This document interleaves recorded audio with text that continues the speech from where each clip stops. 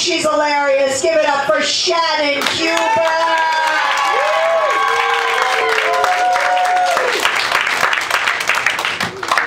Hello, everybody. I can't see because of my hair. I'm trying to be the Connie Britton of comedy. Oh, she is, isn't she? I had a bad day when they killed her off Nashville. It was tough. Anyway, it's not about that. So I am training for a marathon. Well, it's not really a marathon. It's like a half marathon. Well, it's like a 10K, 5. I'm actually running around the block in a tutu. That's what I'm doing. But I really should be taking my training a little bit more seriously. The problem is, I find that working out is a lot like giving a blowjob. The more I think about it, the less likely it is I'm gonna do it. I had the honor of being a bridesmaid in a friend's wedding recently, and she gave us all the option to get our hair and makeup done professionally. Oh my god, ladies, I got the best deal. It's only going to be $600 per person, and we're all going to look amazing. It didn't work out. I'd rather spend $600 at Trader Joe's. And I've done this before. When I look at the finished product, it's like looking at a modern art painting. I could have done that. But turns out that all the other bridesmaids ended up looking like a Monet or a Degas. And I looked like something a 2-year-old would have made out of Play-Doh. But don't worry, I got my payback. I got married this November. Payback's the bitch, right? It is true, I did get married in November. I don't have any jokes about the wedding, they're pending. It is still all too real. I will say I did not change my name. I'm keeping Huber because why would I want to change a name that already rhymes with goober or boober or Hans Gruber, right? I mean, 'tis the season, guys. Die Hard. Best Christmas movie ever. Anybody here like being naked? Raindrops on roses and dancing butt naked. I'm pretty sure that's how the song goes. But I remember, I love being naked. I was once in a show where I had to be naked on stage half the time. I'm pretty sure I was more comfortable with it than the audience. I thought about doing it for this show, but I was advised against it.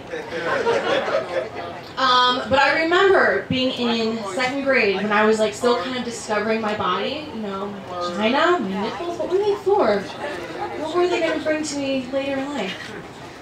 And I remember looking out the window early morning and I saw the middle schoolers lining up for the bus. And I pulled apart the blinds and I pressed my flat boob up against the window pane just to see if they would notice. They did not. Is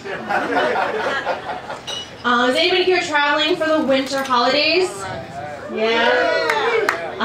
Well, there's always fun stories when it comes to traveling. And sit tight, kids, because Auntie Shannon's got a doozy for you. I was traveling from Chicago to Baltimore for Christmas. And I had the distinct pleasure of getting to use one of those inflate barf bags. It wasn't until I was boarding the plane that I realized, ooh, I don't feel so good. And I sit down in the dreaded middle seat, because it was the only seat that had enough under seat room for my cat to lay flat. He's a big boy. And I double checked to make sure that the bag is still there because I thought, Murphy's Law, if the bag's there, I won't need it. And if it's not there, then I'll need it. The bag was there, and I still needed it. They're really nice though, you guys. I don't know if you've had a chance to use them, but they have this really nice wax lining, and it's scented. I really need to know where to buy them because I want to start handing them out at parties. Well, I used the bag, and I didn't want to bother my neighbors, you know, anorexic Anna and blaring earphone Betty. So I call the flight attendant. Oh, did you throw up? Yes. I don't think I would have gotten this through security. Pretty sure it's more than 3 ounces. Oh, well, you must get airsick. Nah, bitch. I have a fever. I fly all the time. This has never happened to me before. And I'm gonna need another bag because I'm not done. So the flight attendant brings back a large plastic trash bag. You know, the kind that you rake leaves into? Doesn't she know I'm a princess? Where's my scented wax lining? So I ended up stealing Anorexic Anna's bag. It's not like she was going to use it. So, thank you. So, I use the bag, and luckily I'm able to knock myself out, and I sleep for the rest of the flight. As I am leaving the plane, I am like dragging my cat along. The flight attendant, this bitch, she looks right at me, and she says, "Oh, how are you feeling?" I look her straight in the eye, and I say, "I feel like I'm going to throw up again." And then I did.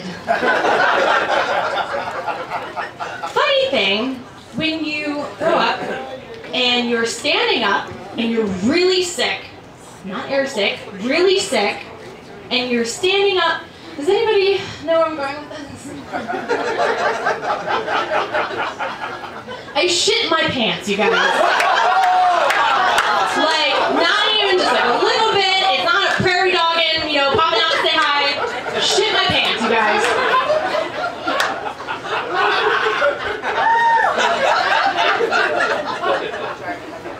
Wow. Okay, army crawl my way to the bathroom. And remember when I said that my cat was my carry-on? Well, this is where Murphy's Law decides to come into effect, because I have no other clothes with me.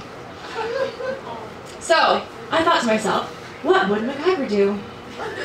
I will tell you what MacGyver would do. I threw away my pants, I threw away my underwear, because there is no coming back from that. I stretch out the neck hole to my shirt, and I turn it into a little skirt. So I have a little hole here, and a little hole here, little arms that I don't have out of my hips. And then I zip my coat over my bra. And I struggle on my way back to baggage claim. I get 3 feet away from the little sign that says, "Once you pass here, you must go through security." And I'm like, oh, here comes again. Luckily, I did grab Betty's barf bag. I whipped that out, I crossed my legs, I prayed to the baby Jesus for a Christmas miracle that nothing would come out of my butt, and I threw up. Wow. Remember when I threw in my underwear and I was now wearing a shirt that is a skirt? With a little, don't worry, just a little tiny, little bit of poo came out.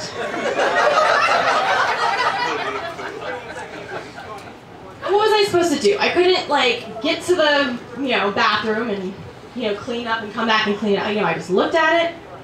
It was looking up at me. I looked back down at it and there's nothing I could do. I just walked away. I left that little piece of poo. So the moral of the story, boys and girls, is that sometimes you just have to walk away from poo.